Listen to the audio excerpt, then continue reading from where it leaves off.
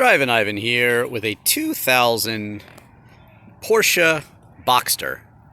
Now this car is kind of interesting to me because I have a 2000 996, and as a lot of you know, from right here forward, this car is pretty much identical to the Porsche 996. Of course, the 996 is a rear-engine 911. In my opinion, a proper Porsche, and this one is kind of one of their sales cars. You know, they sell these and keep themselves in business. Now, that's not to say that I don't think this is a great car. I'm actually looking at this one. It's used, and I'm looking at it to purchase maybe if the price is right. It's got a check engine light. He says it's because of a misfire. And I said, well, it probably needs a spark plug and a coil. He said, oh, no, it just needs a spark plug. So typical car dealer sales spiel. Looks like the calipers have been painted. I believe if it was an S, then the car actually would have red calipers. But these are Brembo brakes. And I've driven it very briefly over here. I'll drive it and talk about it in a second. But the shape is awesome. You know, they're recalling the Porsche 550 of James Dean fame, and it's a really cool looking car, I think. And this one in the dark blue with the black and the tan is kind of nice. Now, let's go inside. Also, the first thing to note is the top does not work correctly. The manual, which you control right here, pretty funny because all the controls are the same as the 996. Pretty much, and that's down to the fact that it doesn't have a proper glove box, which is pretty horrible. But it does have a front and a rear trunk. I'll show you those. But of course, the ignition on the left-hand side. This one has 178 miles. I believe it's a car they just bought at auction, and you know, they're a dealer. They're trying to make some money, of course. You open right here. So I'll show you those. It looks like it has had the recall for, I think, the gas cap, actually. I'm looking for the proof of IMS, and I don't find that anywhere. But that's what the rear trunk looks like. The engine's back in here, so pretty hard to do your own service. I'm sure some of you out there do it. Feel free to talk about that in the comments. And of course, if you want to see any car, just Google Drivin Ivan and that car, especially lots of Porsches. I love Porsches. I have 3 of them. Check out What Does Drivin Ivan Drive if you want to know what I drive. I'm down here in Florida buying some cars, so I bought 3 cars already.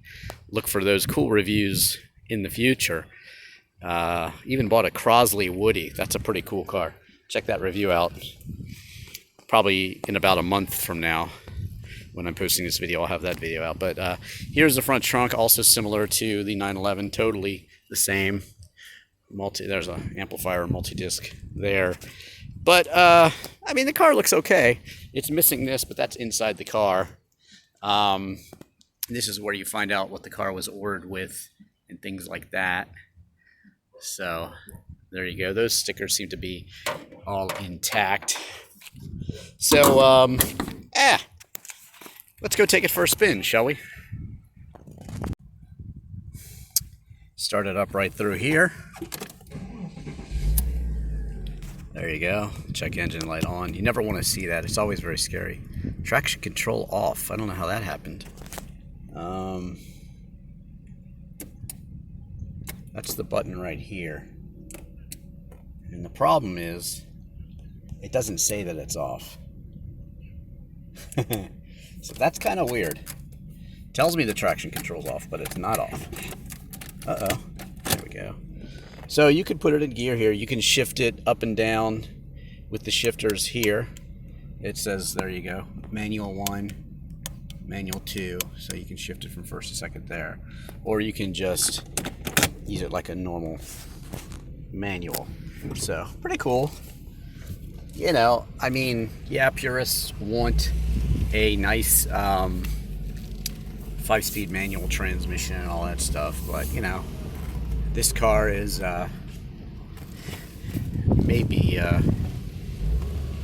driven by some ladies, and you know, they like to drive automatic transmissions. And you know what, sometimes it's nice just to drive an automatic and just have no stress when you're sitting in traffic, depending on the area you're in. Get out of here. But it definitely feels like a Porsche. Seems to handle like a Porsche. It's quick. So that's all good. Kind of like to see if there's any major difference between just your average sort of keeping it in drive mode and actually shifting in the Tiptronic mode. So I'll try that out right now. Let's see what I can do. I'll go ahead and put it in manual mode. Make sure I'm in first gear. And there you go. Now I'm in first gear. So let's see if it feels any different.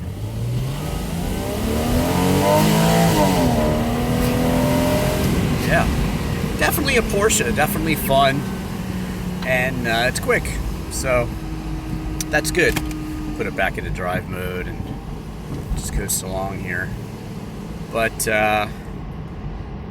definitely a Porsche through and through, I think, even though, yeah, I'd like to see the engine all the way back instead of in the middle. But, you know, I did review the Boxster S, check that out elsewhere, and of course, it's very balanced handling. Now, Porsche has managed to engineer the 911 into perfection, basically, even though the engine's hanging over the back axle.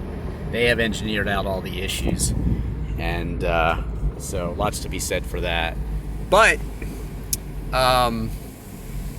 it's really a great car, I think. Though not a 911, still a great car. And